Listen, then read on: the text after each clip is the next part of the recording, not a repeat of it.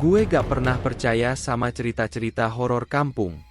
Buat gue, itu cuma mitos yang dibuat biar anak-anak gak main malam-malam. Tapi semua berubah sejak kejadian 2 minggu lalu, di malam Jumat Kliwon. Waktu itu, gue baru pulang dari rumah teman, Reza, habis ngebahas tugas kelompok. Udah jam 11 malam, dan gue mutusin buat lewat jalan pintas belakang rumah. Jalan setapak yang nembus ke kebun kosong, lewat deket sumur tua, dan pohon nangka yang katanya angker. Katanya sih, sering ada pocong nongkrong di situ. Tapi ya, dasar gue soto, gak mikir panjang. Angin malam waktu itu dingin banget, dan sepi. Cuma suara jangkrik dan daun nangka, yang sesekali gresek kena angin. Gue udah tinggal beberapa langkah lagi dari pohon nangka itu, pas gue ngerasa ada yang aneh. Aroma anyir, kayak bau bangkai, nyerang hidung gue tiba-tiba. Gue sempet berhenti, nyari sumber bau, tapi gak nemu apa-apa. Pas gue nengok ke arah sumur, sumpah demi apapun, gue lihat ada sesuatu yang berdiri kaku. Putih, kotor, gak bergerak. Pocong. Dia berdiri mepet banget ke pohon nangka, matanya kosong, ngelotok, dan kepalanya miring kayak habis digantung. Mulutnya robek, dan dari celah matanya, ada ulat keluar masuk. Gue beku. Napas gue sesak.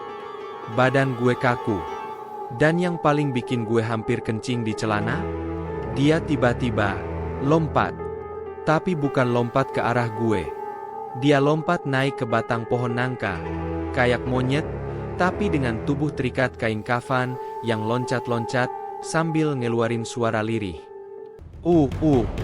Gue gak tahu itu suara orang nangis atau suara kematian, tapi yang jelas malam itu gue langsung lari sekenceng-kencengnya, sampai nyeker karena sendal jepit gue ketinggalan. Setelah kejadian malam itu, gue jadi orang yang paling rajin pulang sore. Begitu matahari mulai turun, gue udah ngacir dari manapun gue berada. Tapi rasa penasaran gue malah makin besar, apalagi setelah nemu kain putih robek nyangkut di pohon nangka itu. Anehnya, setiap malam Jumat, gue mulai mimpi aneh. Mimpinya selalu sama. Gue berdiri di depan sumur tua, dan dari dalamnya keluar suara tawa pelan, cekikikan kayak anak kecil. Tapi waktu gue tengok ke dalam sumur, yang keluar justru pocong itu. Mukanya deket banget sama gue. Busuk, bolong, dan matanya merah. Gue bangun selalu dalam keadaan keringetan, dan pas lihat jam, selalu jam 3.33 pagi. Makin hari, suasana rumah juga makin gak enak. Kayak ada yang ngawasin dari jendela kamar tiap malam. Bahkan ibu gue pernah bilang, "Kamu tuh kalau malam jangan ngomongin yang serem-serem, itu ganggu." Tapi gue gak cerita apa-apa ke beliau. Gimana mau cerita? Gue sendiri juga bingung kenapa ini semua bisa kejadian.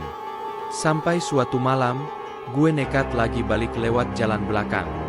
Entah kenapa, ada dorongan aneh buat kesana.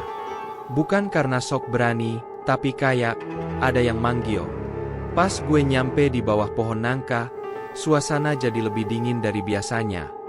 Gak ada angin, gak ada suara. Cuma hening banget. Tiba-tiba, dari arah sumur, ada bunyi duk, duk, duk. Kayak sesuatu dipukul dari dalam. Gue merinding. Kaki gue udah mau kabur, tapi sebelum bisa gerak, suara itu lagi. Tapi kali ini, pas banget di belakang gue. Gue pelan-pelan noleh. Dan di situ, pocong itu berdiri.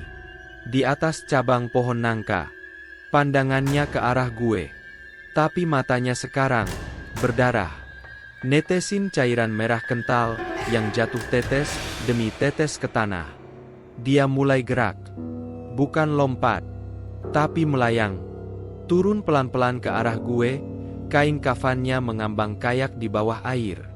Dan pas dia udah tinggal sejengkal dari muka gue, dia buka mulut, tapi bukan buat ngomong.